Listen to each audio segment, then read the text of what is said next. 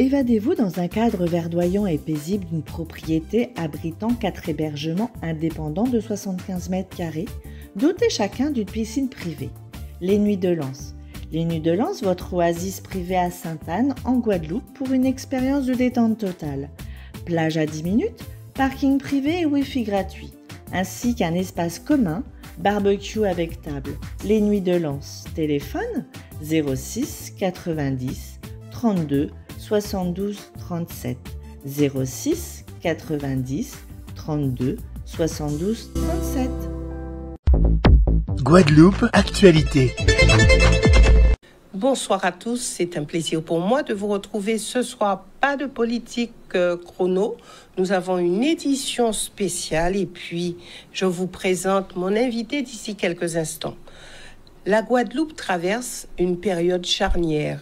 Les défis sont multiples, insécurité, trafic de drogue, crise de l'eau, vie chère, logement, pouvoir d'achat, cohésion sociale et j'en passe. Et derrière tous ces mots, il y a une population qui doute, qui s'épuise et qui attend des actes plus que des promesses. Alors dans ce contexte, chaque nouveau préfet incarne un espoir, celui d'une méthode différente, plus directe, plus humaine peut-être, et plus proche du terrain. Le nouveau représentant de l'État, Thierry de Vimeux, est arrivé en Guadeloupe le 1er septembre dernier.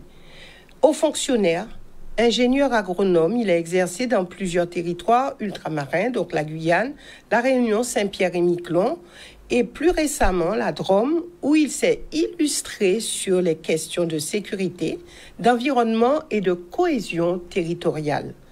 Ce soir, il est mon invité pour sa première, je dirais, grande interview télévisée en Guadeloupe. Vraiment, sa présence ici, c'est pour comprendre comment il compte agir dans un territoire qui a soif de résultats, mais aussi de confiance. Monsieur le préfet, bonsoir et bienvenue. Alors, c'est vrai que nous aurons plusieurs grandes thématiques que nous développerons, des thématiques qui se collent à la réalité guadeloupéenne. Mais avant d'entrer dans le détail des différents dossiers, dites-nous comment vous avez appréhendé vos premières semaines sur le terrain guadeloupéen. Écoutez, comme d'ailleurs dans tous les territoires dans lesquels j'ai travaillé, je commence par écouter. La pire des choses, c'est d'arriver en croyant qu'on sait, qu'on connaît. Certes, j'étais déjà venu en Guadeloupe, comme ça, de passage, pour des raisons professionnelles, mais sur des durées très courtes. Certes, j'ai déjà été en poste, vous l'avez rappelé, dans différents territoires ultramarins. Je connais très bien la Réunion, je connais très bien la Guyane. J'étais assez récemment, pendant la crise Covid, préfet de Saint-Pierre et Miquelon. Mais en fait, s'il y a des similitudes, chaque territoire a ses propres dynamiques, sa propre histoire, ses propres fragilités. Et donc, moi, ma technique, partout où je suis passé, c'est de commencer par venir humblement écouter les gens, écouter les acteurs politiques d'abord, économiques, pour essayer de comprendre quelles sont les forces et les fragilités de ce territoire. Et en fonction de ça, comment orienter l'action de l'État pour accompagner le territoire. Moi, je considère que l'État, partout dans les territoires, il est là pour accompagner, pas pour faire à la place, mais pour accompagner. Est-ce que vous pensez qu'en Guadeloupe, on a trop souvent cru que l'État était là pour faire à la place? Écoutez, je ne sais pas. En tout cas, ce n'est pas ma façon de voir les choses. Moi, je considère que nous sommes plus, après la guerre, les lois de décentralisation sont passées, nous avons dans ce territoire des collectivités, une région, un département, des communes, et elles sont là pour porter des dynamiques de leur propre territoire. L'État que je représente ici au niveau local, il est là pour faire le lien entre la nation, c'est-à-dire tout l'ensemble de la France, et le territoire. Donc si je veux pouvoir travailler et accompagner, il faut que je comprenne. Et puis après, l'État trouve sa place. L'État dans le territoire, c'est 15 000 fonctionnaires. 15 000 fonctionnaires de l'État qui, tous les matins, sont là pour essayer d'accompagner le territoire. Et moi, je leur dis à ces 15 000 fonctionnaires, tous les matins, quand vous venez travailler, vous ne devez penser qu'à une seule chose, c'est qu'est-ce que je peux faire pour rendre service au territoire. Nous sommes là pour ça, c'est notre ADN. Alors justement, monsieur le préfet, nous sommes, et je ne peux pas me taire là-dessus, nous sommes dans un contexte politique compliqué, difficile, avec un gouvernement qui bouge beaucoup, je dirais. Est-ce que, dans ce contexte-là, votre action, on va dire, est fragilisée? Alors, vous savez, un préfet, ça représente deux choses, en fait. Peut-être faut-il le rappeler.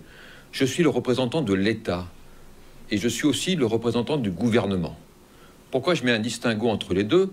Représentant de l'État, ça veut dire que je suis dans le département le garant du bon fonctionnement de nos institutions, pour garantir à l'ensemble des Guadeloupéens que notre démocratie nationale, elle fonctionne ici aussi.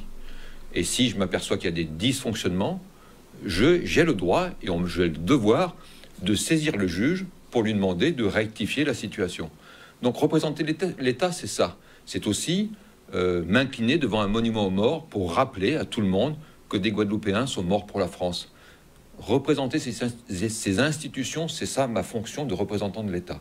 Mais aussi, vous l'avez raison, je suis le porte-parole du gouvernement dans le département.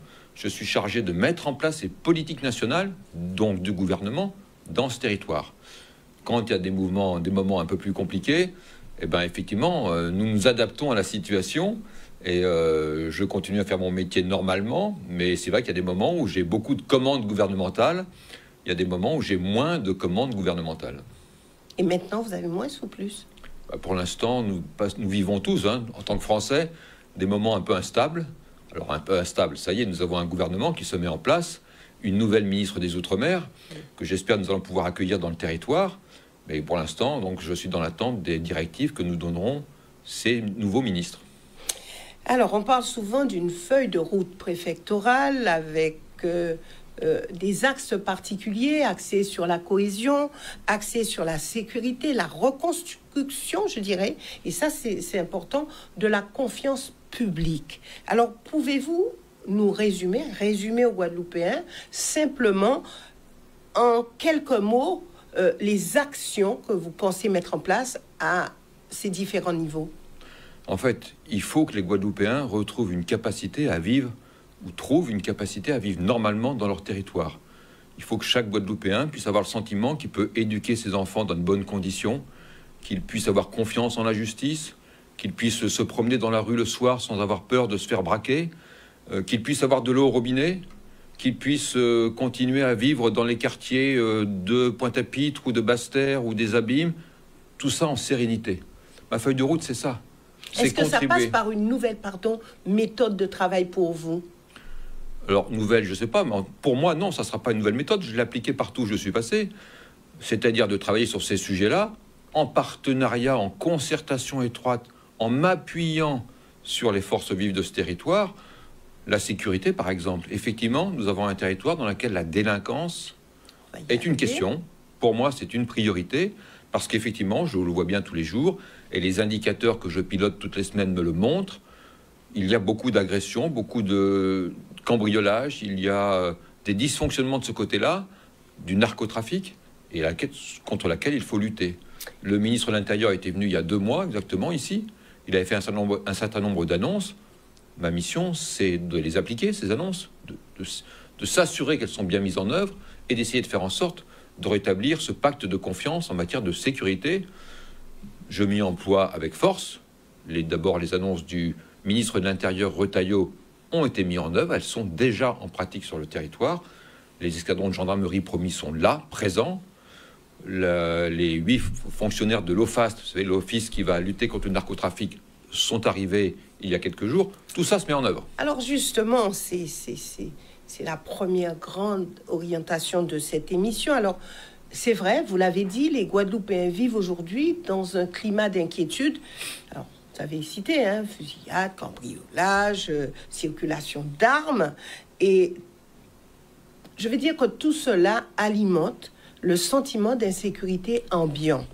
Alors, le trafic s'organise, et tout le monde le sait. Trafic qui peut venir et qui vient des îles voisines.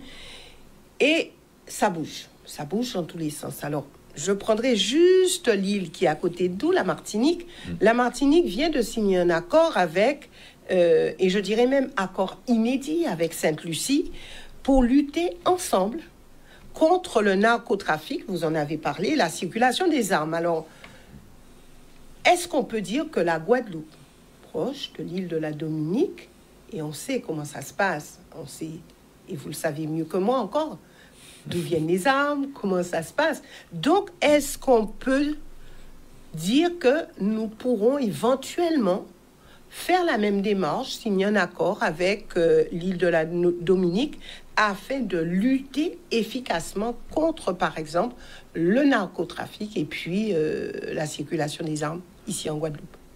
Alors, d'abord, la délinquance, la violence, il ne faut pas se cacher, est aussi endémique au territoire. En Guadeloupe, il y a de la violence.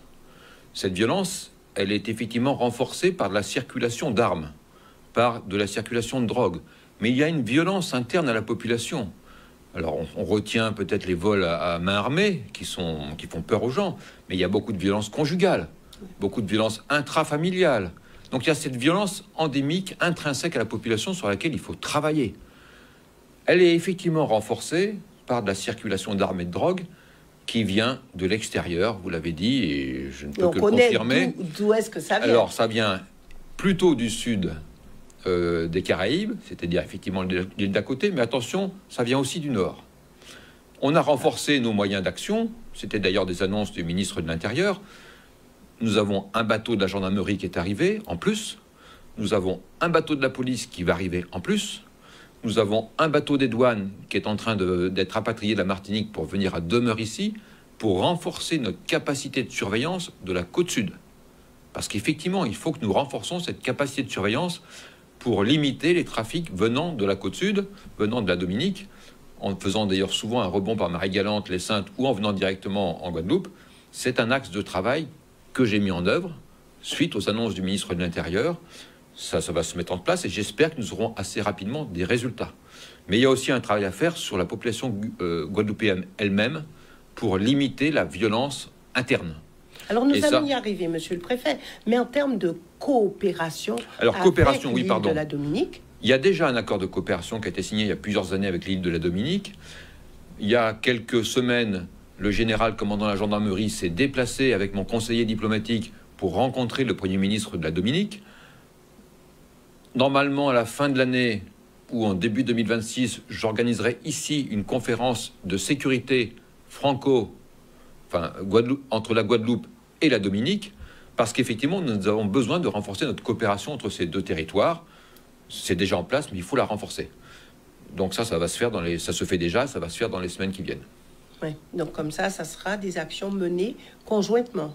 C'est ça, c'est de manière à faciliter nos échanges d'informations pour être plus efficaces, faciliter nos échanges pour extrader les délinquants quand on a d'un côté ou de l'autre, faciliter la coopération policière, voire faciliter la coopération judiciaire pour que le système soit plus efficace globalement, parce que la Dominique souffre aussi de cette délinquance. Ouais. En tout cas, en Dominique, on ne fait pas ce qu'on fait en Guadeloupe, hein, parce que apparemment les sanctions sont plus dures qu'ici en Guadeloupe.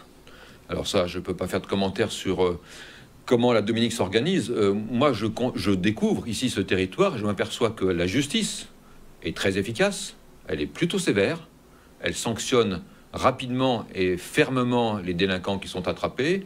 Je trouve que les forces de l'ordre sont très efficaces. Quand je regarde les indicateurs, ce qu'on appelle les interventions à l'initiative des services, c'est-à-dire les policiers ou les gendarmes qui vont chercher les délinquants, on a des très bons taux d'intervention des forces, on a des très bons taux d'élucidation, c'est-à-dire que nos policiers et nos gendarmes savent trouver les responsables quand il y a des affaires, et ça ne reste pas impuni. Donc il y a un vrai travail de fond. On peut toujours faire mieux, il faut toujours chercher à faire mieux, mais je trouve que dans ce territoire, quand je compare avec le territoire duquel j'arrive, nos forces ici travaillent bien, travaillent avec efficacité et sont bien relayées par une action de la justice qui est ferme. Monsieur le préfet, vous avez parlé justement de la violence, de la délinquance, on va dire quasi généralisée. Vous avez parlé dans les familles, des jeunes, etc. Force est de constater qu'il y a de plus en plus de jeunes, des adolescents de 12 ans, 13 ans, 14 ans, qui sont dans la rue, qui sont dans le trafic de drogue, le trafic d'armes, et j'en passe. Alors, quelle réponse sociale et éducative il faut que vous puissiez mettre en place, vous, en tant que représentant de l'État? Comment avez-vous déjà abordé ce problème, puisque c'est un problème qui, aujourd'hui, prend beaucoup d'ampleur, beaucoup trop de jeunes sont dans la rue? Oui, mais c'est un vrai problème sociétal. Bien sûr, l'État a sa part de responsabilité et doit agir. Mais l'État, sur ces questions-là, ne peut agir seul. C'est aussi un problème d'éducation des familles. C'est un problème qui doit être partagé par l'ensemble des collectivités locales. Effectivement, nous avons beaucoup trop de jeunes qui, à 12-13 ans, se retrouvent sans formation, sont décrocheurs au lycée, ne savent pas quoi faire, tombent dans les mains des trafiquants de drogue, qui leur promet de l'argent facile et qui les installent dans la violence. Il faut absolument lutter contre ça. Alors lutter déjà en répression quand ces jeunes-là sont dans la violence pour les arrêter et les punir. Mais il faut aussi travailler en amont, alors avec le recteur sur l'éducation, pour qu'il y ait le moins de décrocheurs possible et que ces jeunes trouvent en l'école une possibilité de se construire un avenir, qu'ils apprennent des métiers qui sont utiles à l'archipel. Il faut que le tissu économique soit en capacité de proposer des emplois. Il faut que la famille, au sens large, soit en capacité d'éduquer ses enfants, ne pas les laisser traîner dans la rue la nuit. Tout ça, c'est un ensemble d'actions qu'on ne peut pas faire tout seul. Vous voyez, c'est bien un maillage de l'ensemble des forces vives de cette société. Alors, par quoi commencer et par qui commencer, je dirais? Alors, par quoi les commencer? Trafiquants, par les jeunes, comment le prendre, couper le mal à la racine, Il quoi. faut prendre le problème par tous les bouts. Alors, première action qui est de ma responsabilité directe, c'est de lutter contre la délinquance, lutter contre les narcotrafics, arrêter les délinquants. Ça, c'est une action forte des services de l'État. Il faut y aller encore plus fort, plus loin. C'est un impératif pour ramener du calme dans la société. Il faut que l'école, de l'école primaire jusqu'au lycée, puisse garantir de bonnes conditions pour apprendre. Vous avez peut-être vu qu'il y a quelques jours, j'ai été faire un contrôle de gendarmerie dans un lycée avec le recteur et avec la procureure de Pointe-à-Pitre pour rappeler aux jeunes que pour bien travailler, pour apprendre sereinement, il fallait que le lycée soit une zone de quiétude dans laquelle ne circule aucune violence, aucune arme, aucune drogue. Et que pour garantir cela, on allait aller jusqu'à faire des contrôles à l'intérieur du lycée, comme on fait déjà beaucoup de contrôles à l'extérieur pour s'assurer qu'il n'y ait pas de voyous qui traînent aux abords des lycées. Et puis c'est aussi un travail, alors avec les travailleurs sociaux, là on est plus avec les collectivités, pour que les familles, pour que les associations puissent accompagner les populations les plus fragiles et éviter que ces jeunes, dans des familles monoparentales, dans des familles qui ne travaillent pas, soient un peu laissés à eux-mêmes, découragés et basculent dans le décrochage scolaire, puis la délinquance. Les Guadeloupéens ont quand même l'impression que la peur a changé de camp. Ce sont les honnêtes gens qui aujourd'hui ont peur, pas les délinquants. Alors, est-ce que l'État a vraiment la main sur le terrain? Il faut éviter absolument que la peur change de camp, ou plutôt, si vous me dites qu'aujourd'hui la peur est du côté des honnêtes gens, il faut que la peur change de camp. Il faut que ce soit les délinquants qui aient peur. Les consignes que j'ai données aux forces de l'ordre depuis que je suis arrivé, c'est de renforcer leur présence sur le terrain, c'est de harceler les délinquants, harceler les points de deal. Comment les harceler? Être présent sur le terrain, faire de l'initiative, aller chercher du renseignement, démanteler les points de deal, utiliser tous les artifices, tous les actes juridiques possibles. Je vais lancer dans quelques jours avec les bailleurs sociaux des opérations pour lutter contre les squats dans les immeubles des bailleurs sociaux, parce qu'on sait que ces squats, c'est des repères de délinquants. Il faut que nous ayons des actions volontaristes comme ça. Et puis il faut que je sois aidé par les collectivités locales. Dans la lutte contre la délinquance, le rôle des polices municipales, le rôle de la ville... c'est le rôle de l'État. Ah ben c'est aussi le rôle de l'État, c'est d'abord le rôle de l'État. Mais vous savez, aujourd'hui, tous les théoriciens de ces questions-là vous parlent de continuum de sécurité. Ça veut dire qu'on ne peut pas faire tout seul. Si une partie de la société ne se sent pas concernée, ça ne marche pas. L'État, c'est sa responsabilité première, mais elle peut être accompagnée en matière d'efficacité par les collectivités, à travers, je le disais, leur police municipale, mais aussi et surtout à travers l'équipement de vidéosurveillance sur leur territoire. C'est extrêmement efficace pour traquer les délinquants.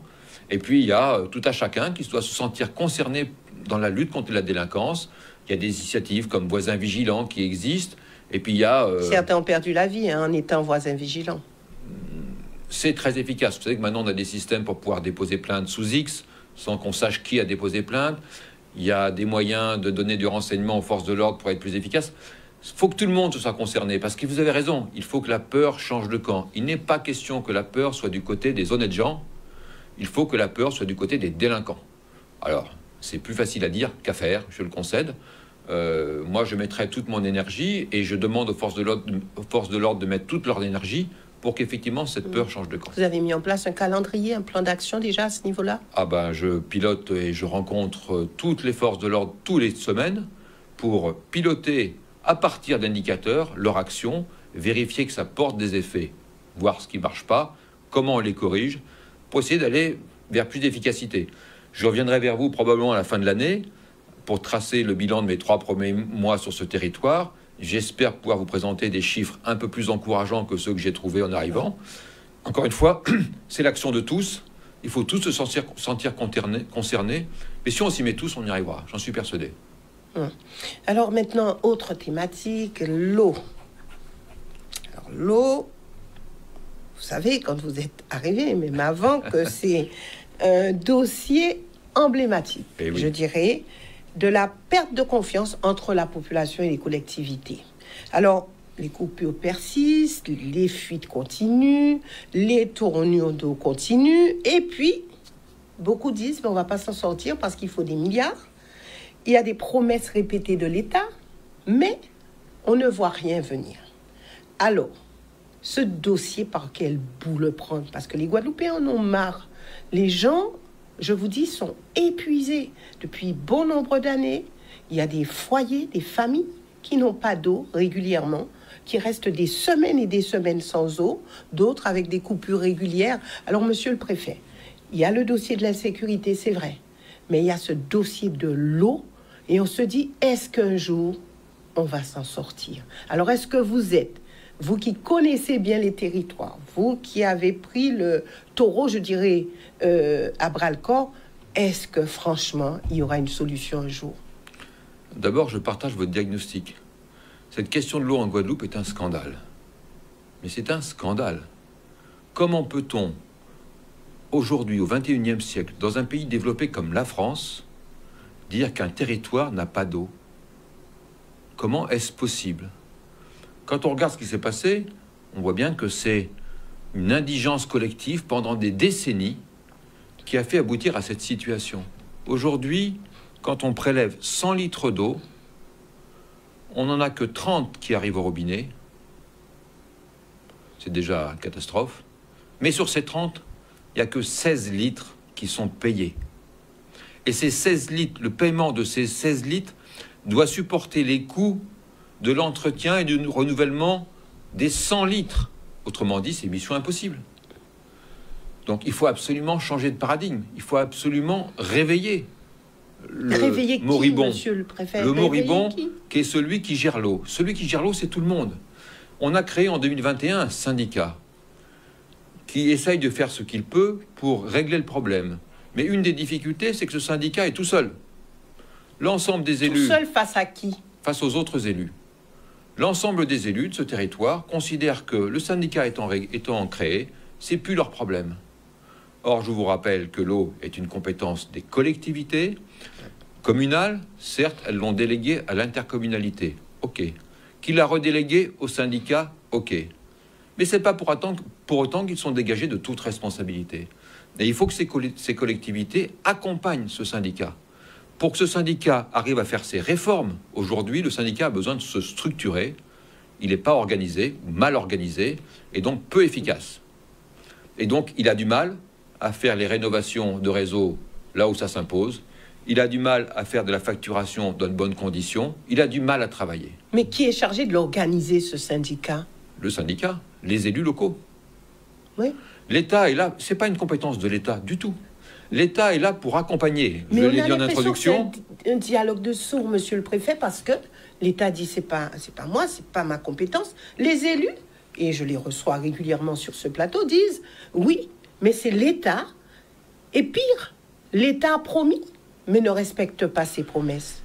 Alors je peux le dire avec force et avec alors vraiment le droit dans les yeux.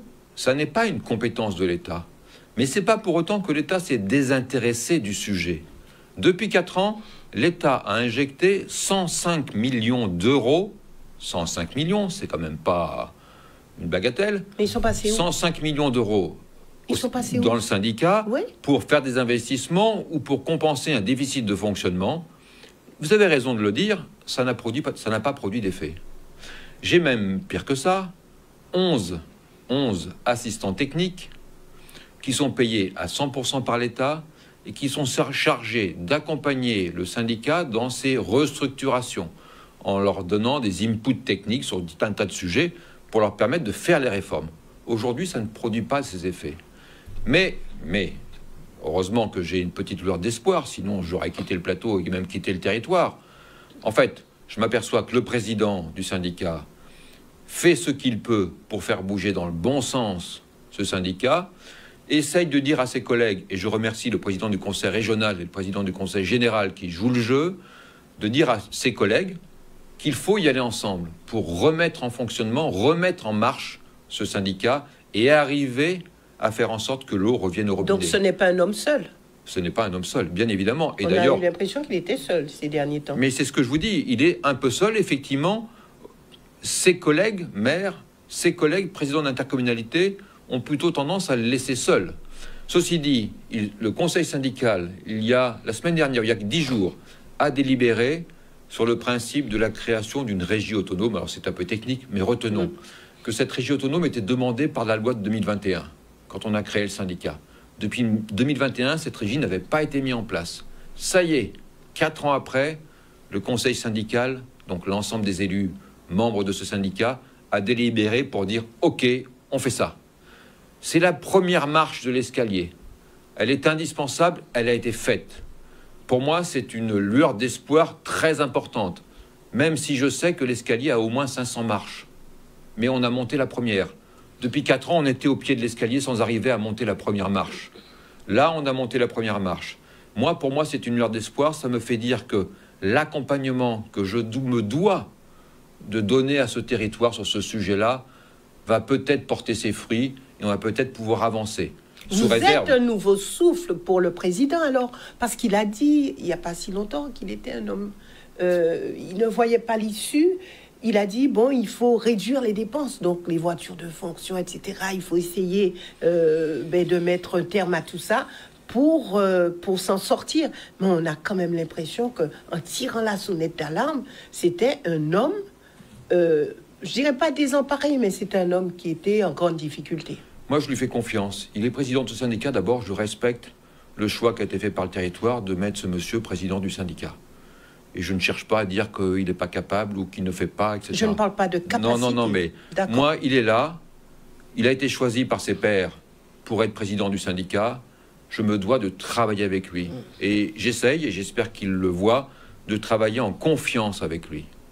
Confiance voulant dire, on se fait confiance, mais on se fait confiance pour avoir des résultats. Il faut qu'on y aille. Et moi, je suis prêt à mettre mon énergie et l'argent de l'État pour qu'on avance. Mais il faut aussi... et je pense qu'ils sont dans cette dynamique, que le département et la région fassent la même chose. Donc il faut que ce syndicat fasse des réformes. Le principe de la création de la régie est le premier pas dans ces réformes. Il faudra beaucoup d'argent. Beaucoup d'argent. Parce que les travaux sont monstrueux. Combien? Alors, combien? Il y a plusieurs chiffres qui circulent. On va dire que si on veut refaire tout le réseau d'eau et d'assainissement, il va falloir à peu près 1,6 milliard, 1,7 milliard dépenses à étaler sur peut-être 50 ans. Où trouver cet argent? En payant l'eau. En payant l'eau. Et si j'ai un message à donner aux Guadeloupéennes et aux Guadeloupéens ce soir, c'est de leur dire que l'eau doit être payée par les Guadeloupéens. Alors je sais que certains se disent, écoutez, je n'ai pas d'eau au robinet, je ne vois pas pourquoi je payerais. Bon. Mais il y a beaucoup de gens, beaucoup de Guadeloupéens, qui ont de l'eau au robinet et qui pourtant ne payent pas. S'il n'y a pas de recettes qui rentrent au syndicat, comment voulez-vous qu'ils payent ces investissements? Il faut donc que le message soit clair. Contrairement à ce qui a été dit peut-être il y a des décennies, où on avait un discours politique qui était plutôt ambivalent, qui laissait entendre ambigu, que c'était pas forcément la peine de payer l'eau. Si, c'est absolument indispensable de payer l'eau. Il faut que les Guadeloupéens payent l'eau pour permettre aux syndicats d'investir cet argent pour rénover le réseau. Mais je suis pas dupe, je sais que le chemin sera long, et je sais qu'en attendant, il faudra que le syndicat puisse être accompagné par la puissance publique pour l'aider à financer ses investissements. C'est ce que fait l'État en mettant les 105 millions d'euros dont je parlais tout à l'heure, qui pour l'instant ne produisent pas d'effet, mais des travaux ont quand même été faits. Mais il y a tellement de fuites, tellement de choses à restructurer que ça va mettre un peu de temps à ce que ça se voit au bout du robinet. Monsieur le préfet, je me suis laissé dire, puisque je me suis un peu renseigné sur vous, que vous étiez quelqu'un de très humain, de compréhensif, etc. Mais concernant ce problème d'eau, vous dites oui, les Guadeloupéens doivent payer l'eau. Moi, je pense qu'il faut trouver peut-être des propos qui vont occasionner un déclic chez les Guadeloupéens. Parce que, monsieur le préfet, les Guadeloupéens ont payé l'eau encore et encore. Pourtant, on s'est retrouvé dans cette situation. Oui, bien sûr. Donc, ils se disent que c'est une injustice qu'on leur dise encore payer, payer, payer pour arriver à s'en sortir, alors qu'ils ont déjà payé jadis pour tout ce qui devait se passer et qu'ils n'ont jamais vu venir. Je dis aux Guadeloupéens qui ont de l'eau,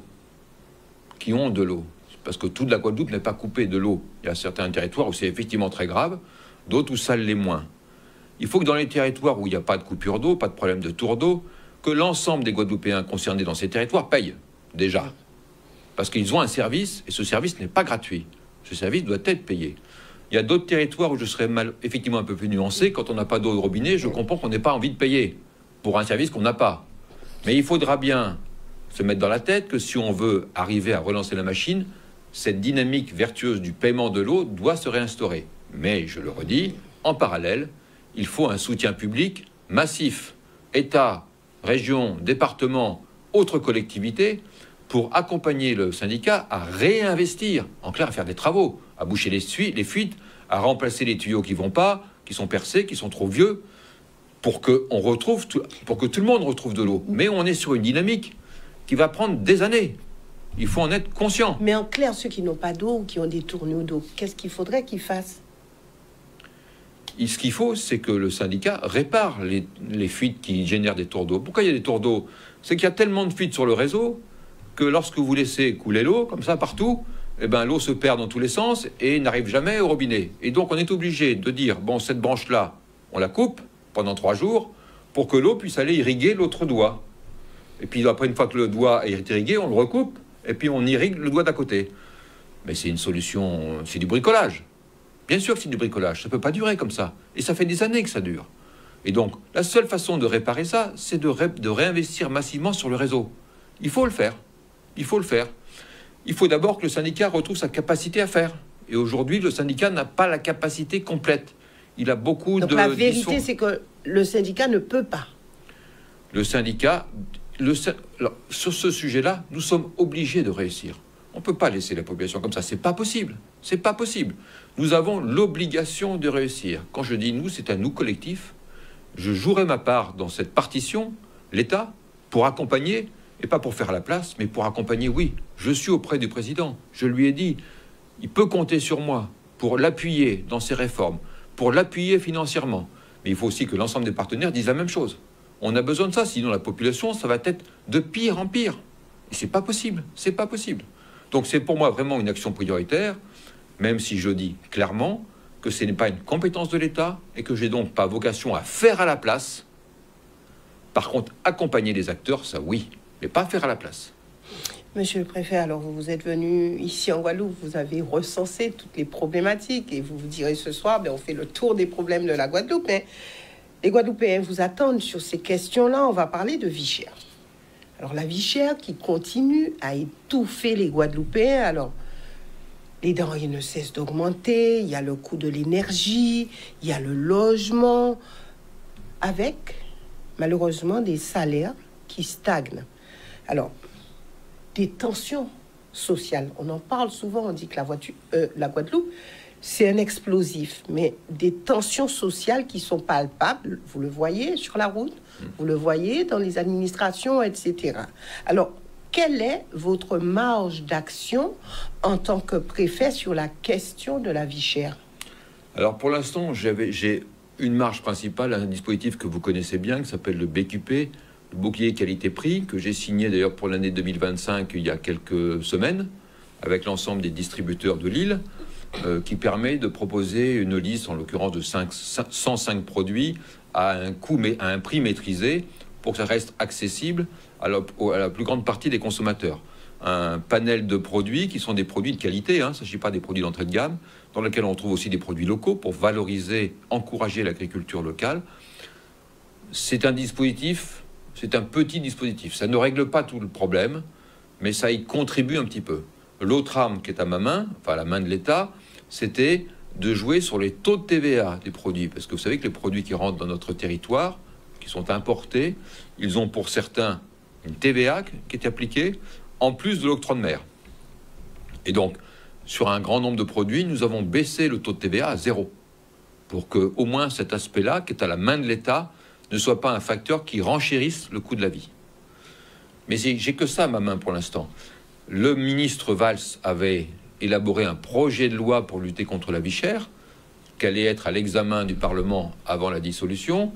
Vous avez certainement écouté le discours de politique générale de M. Lecornu, Premier ministre, qui a indiqué qu'il reprenait ce projet de loi et que la ministre des Outre-mer, nouvellement nommée, mettrait ce projet de loi à la consultation du Parlement très vite.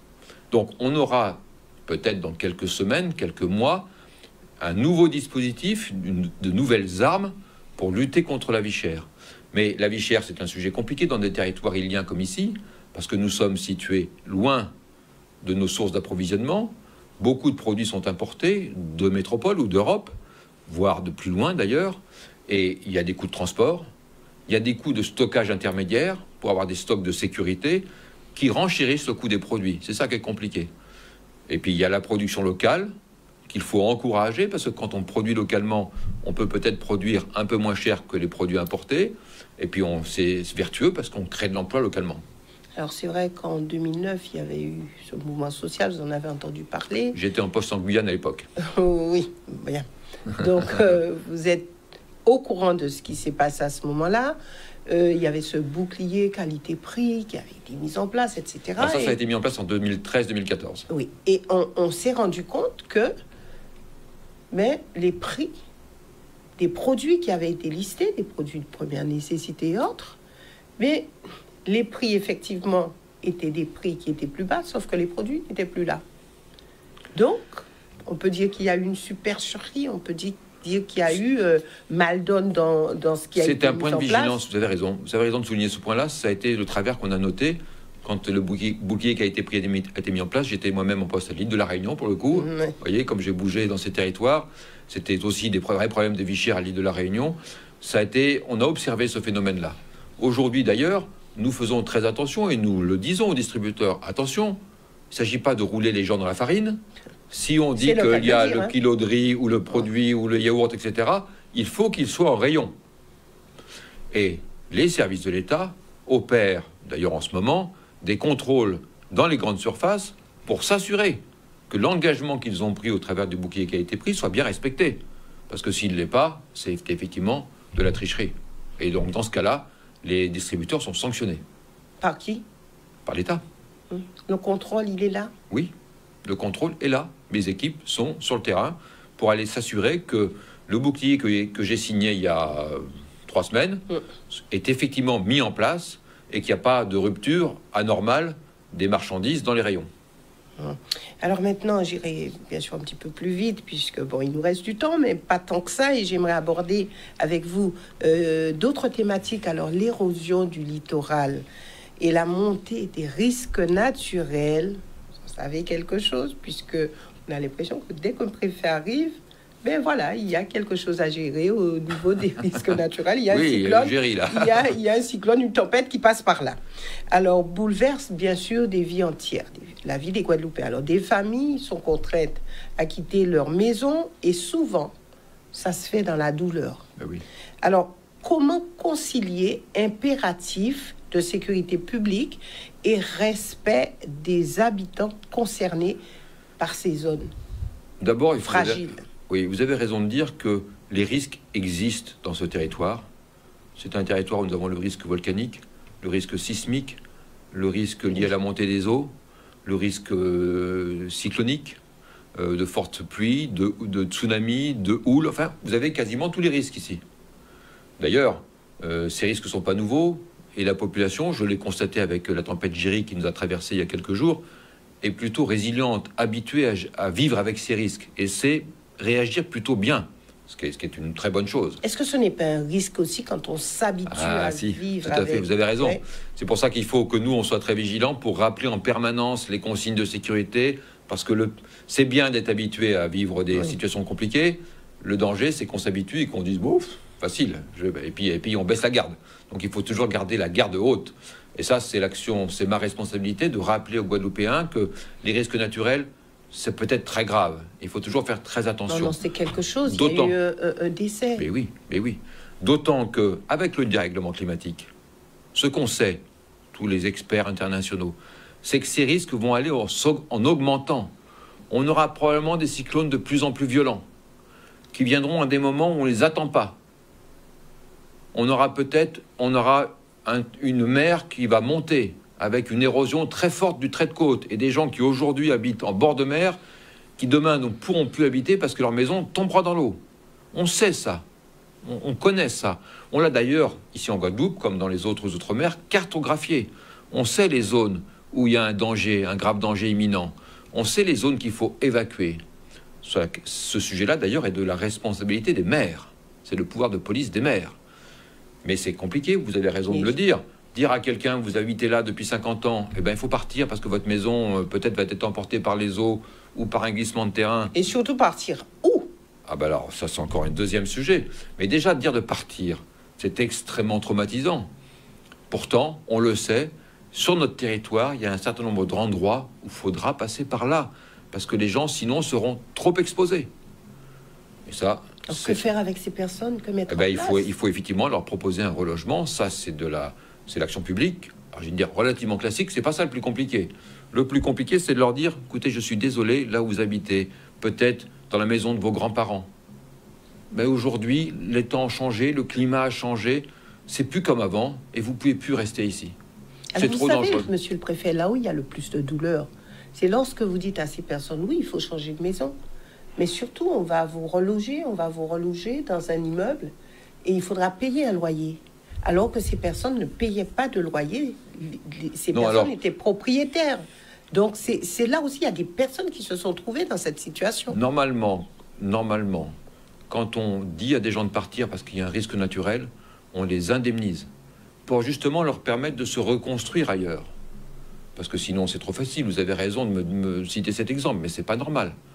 Quand on vous dit de partir parce qu'il y a un risque, c'est pas pour vous dire débrouille-toi, va dans un appartement et paye le logement. Non, on indemnise pour qu'ils puissent se reconstruire ailleurs. Mais ces sujets-là sont devant nous, ils sont déjà présents, ils sont probablement devant nous de plus en plus parce que le dérèglement climatique est une réalité en Guadeloupe. On n'a peut-être pas l'impression de le vivre au quotidien. Dans l'Hexagone, les Français le vivent au quotidien. On voit bien que les sécheresses deviennent intenses, qu'on a des pluies extrêmement violentes. Ici, on est habitué à ça. Et on croit que ça n'a pas beaucoup changé. Si, ça a beaucoup changé. J'étais, il y a quelques jours, avant-hier, ou hier, aux Saintes. Le maire des Saintes, à Terre-de-Haut, me disait, vous voyez, là, il y avait une plage. Il y a 10 ans, il y avait une plage. Aujourd'hui, il n'y a plus de plage. Aujourd'hui, la mer, elle vient taper contre les murs des maisons. Parce que la mer, en 20 ans, a monté de 10 cm. 10 cm, on dit, c'est rien. Eh bien, aux Saintes, ça a mangé la plage et la mer vient taper sur les murs des habitations. C'est une vraie réalité. On n'y peut rien. C'est très difficile de lutter contre le dérèglement climatique. Si on y peut, il faut qu'on arrive collectivement, tous les humains de cette planète, à arrêter le réchauffement de la planète. Il faut donc qu'on arrête d'émettre des gaz à effet de serre. C'est la seule façon d'arrêter le réchauffement de la planète. En clair, il faut arrêter de prendre ses voitures. Il faut arrêter de climatiser. Non, monsieur le préfet. Ben oui, mais je sais bien. Il faut arrêter de prendre sa voiture, il faut arrêter de climatiser sa maison avec cette chaleur. C'est pour ça que je vous dis ça, parce que c'est très compliqué. C'est très compliqué. Je sais bien que c'est très compliqué. Tout ça pour vous dire que ce dérèglement climatique, on le vit. Moi, je le vis aussi comme vous. On va le vivre dans notre chair. On va le vivre dans notre maison. On va s'apercevoir que l'endroit où je vivais demain ne sera plus vivable. Pas partout, pas pour tout le monde. Mais effectivement, il y a un travail d'anticipation que font les services de l'État pour identifier les zones où il y a des risques qui peuvent apparaître, pour préparer les populations ou les habitants, parce que les populations, les gens, à éventuellement se déplacer pour ne pas être mis en danger. Ce travail, nous l'avons fait, nous le faisons. Il a été fait pour la Guadeloupe. On a une cartographie des zones qui présentent le plus grave danger pour pouvoir dire aux maires et aux habitants, attention là, ça serait mieux de partir parce que si aujourd'hui vous pouvez encore vivre, c'est pas sûr que demain vous puissiez toujours vivre là parce que vous serez très près de la mer, parce que vous êtes près d'une zone où il y a un éboulement possible, ou un glissement de terrain possible, etc. Alors, monsieur le préfet, et ça, donc l'anticipation, c'est la responsabilité de l'État et nous le faisons. Alors, il y a des choses qui se disent au sein de la population et quelquefois, je me fais le relais de ce qu'on entend. Alors, première question, est-ce que vous avez l'impression d'avoir bien géré au niveau de la tempête Géry? Et deuxièmement, est-ce que, selon vous, il faudrait changer le calendrier du remplacement des préfets et faire en sorte que les préfets n'arrivent pas en plein à chaque fois à des mois où il y a beaucoup de potentialités et de risques naturels et surtout de cyclones. Alors c'est vrai que c'est ce que la population dit, mais pourquoi à chaque fois un préfet arrive en période cyclonique et qui se retrouve face à un cyclone? Alors, est-ce qu'il ne faudrait pas peut-être revenir au mois de janvier ou, je ne sais pas, moi, au mois de février? Ouais. C'est pas moi qui décide ça. Ceci dit, je ne suis pas tellement d'accord avec votre analyse. D'abord parce que... La mienne, oui. Non, mais d'abord parce que j'ai géré des cyclones dans d'autres territoires. Il n'y a pas que la Guadeloupe qui a des territoires. Je vous disais tout à l'heure que j'avais été en poste à La Réunion. On a vécu des cyclones. J'ai été en poste à Saint-Pierre-et-Miquelon. Et bien, bizarrement, maintenant, Saint-Pierre-et-Miquelon subit des queues de cyclones et des tempêtes de façon très violente. Et puis, vous savez, quand vous êtes dans l'Hexagone, j'étais préfet de l'Ardèche il y a quelques années. En Ardèche, il y a ce qu'on appelle les pluies cévenoles, qui sont des pluies extrêmement violentes, qui ressemblent aux cyclones, qui passent sur les territoires en quelques heures et qui vous dévastent tout. Donc, on est habitué à gérer ça. Bon, voilà, pour mon affectation en septembre. Comment on a géré cette tempête Géry, qui n'était pas un cyclone, mais une tempête? Une tempête. Moi, je trouve que les équipes l'ont bien géré. Météo France a bien examiné et anticipé la situation. L'ensemble des services de l'État, des collectivités d'ailleurs aussi, on s'était mis en mode alerte dès la veille au soir, c'est-à-dire dès jeudi après-midi. On était tous réunis dans notre COD pour suivre le phénomène météo. Moi-même, j'ai passé la nuit dans le COD pour voir ce qui se passait. Quand à 3h du matin, on m'a dit, Météo France, la tempête s'est arrêtée au-dessus de la Guadeloupe. Parce que c'était ça, en fait. On avait, les simulations qu'on avait la veille, c'est que la tempête allait passer dans la nuit sur la Guadeloupe. Et en milieu de la nuit, elle s'est arrêtée au-dessus de la Guadeloupe. Et on m'a dit, on passe en rouge, parce que la masse nuageuse ne bouge plus, et donc il y a des trompes d'eau qui sont en train de s'abattre sur le territoire. Donc ce qui explique 3h du matin. À 3h du matin. Rouge à 3h du matin. C'est ça. Et ce qui explique que dans la foulée, à 4h, j'ai pris la décision de fermer les écoles. Certains m'ont dit, c'était un peu tard, il fallait le dire la veille. Oui, mais la veille, les simulations que j'avais de Météo France, c'est que la vague nuageuse et donc les pluies allaient passer, et que vendredi matin, on se serait réveillé sans avoir beaucoup de pluie, on aurait pu reprendre une activité normale. J'ai été obligé de prendre cette décision en l'anticipant le plus possible. 4h du matin, c'est pas tellement anticipé, mais parce que Météo France me dit à 3h, les pluies sont arrêtées sur la Guadeloupe, il faut passer au niveau rouge. Monsieur le préfet, alors c'est vrai que l'heure avance malheureusement trop vite parce qu'il y a beaucoup d'autres sujets que j'aimerais aborder avec vous, mais ça sera pour une prochaine fois. Mais il y a un constat. La parole de l'État est abîmée ici. Vous arrivez en tant que préfet avec, on va dire, en tout cas, ce qui est dit, c'est que vous êtes un préfet à l'écoute. Alors, est-ce que vous aurez la possibilité où vous pourrez redorer le blason de l'État, vous pourrez permettre aux Guadeloupéens de reprendre espoir et de se dire que l'État a une parole, que l'État, c'est un État qui agit, c'est un État qui comprend, c'est un État qui écoute? Vous me posez une question difficile. J'essaye d'être un préfet qui écoute. En tout cas, vous êtes arrivé avec, on va dire, cette étiquette de préfet qui écoute. J'essaye de travailler comme ça, j'essaye d'être sur le terrain. Je l'ai été toute la journée, par exemple. C'est pas pour le plaisir de sortir sur le terrain, c'est pour écouter les gens, comprendre comment ça se passe et faire en sorte que derrière, les services de l'État qui accompagnent mon action puissent effectivement répondre aux attentes des gens. Outremernews.fr, le site de l'actualité Outre-mer, 24 heures sur 24 et 7 jours sur 7. Retrouvez la chaîne Outremer News sur YouTube.